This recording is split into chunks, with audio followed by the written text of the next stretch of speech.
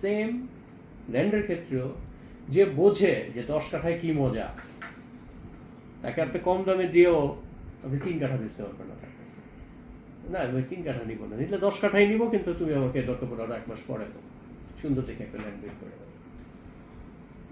যে লোক 5 কাঠার মজা বোঝে সে লোককে আপনি 3 কাঠা বেচতে পারবেন না।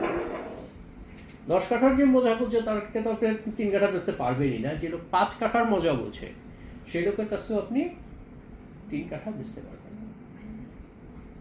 ক্লিয়ার? তাহলে দুইটা জিনিস কি গেল, একটা হলো লোকেশন, 2 নম্বর হচ্ছে সাইজ, এরপরে আসে বাজেট।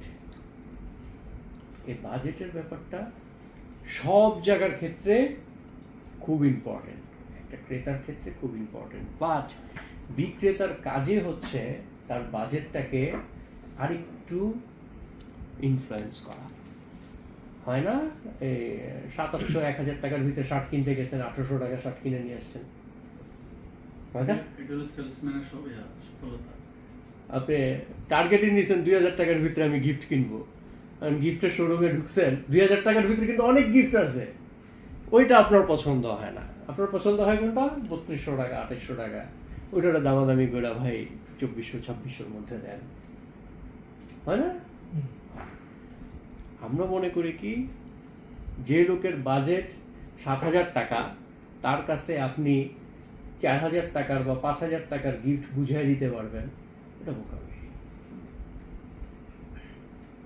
এটা বোকামি। আপনারা দোকানে গেলে প্রথমে শুনবেন ভাই আপনার বাজেটটা একটু বলেন। বাজেটটা বলার পর ওই বাজেটের নিচে কিন্তু অনেক গিফট আইটেম আছে, সে আপনাকে দেখাবে, কিন্তু এটা তার বিক্রির উদ্দেশ্য না।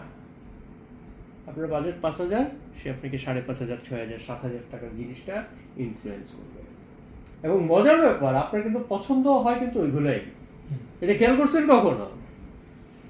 আপনার বাজেট হচ্ছে যে 2000 টাকার শার্ট কেনা বা 2000 টাকার একটা গিফট আইটেম কেনা, আপনার 1200-1300 টাকার জিনিসটা কেন জানি পছন্দ হয় না। আপনার পছন্দ হয় কোনটা? 3200, 3400, 2800 টাকার জিনিসটা। কারণ সেলসম্যান ওইটা প্রথমে আগে জিজ্ঞাসা করে আপনার বাজেট কত, মিনিংটা হচ্ছে আপনি এরপরে কতটুকু পর্যন্ত যাবেন। আপনার টেস্ট বুঝলে ওই টেস্টের আপনাকে দেখাবে ঠিকই 1600-1700 টাকার জিনিসও দেখাবে, বাট সেটা ইনফ্লুয়েন্স করবে।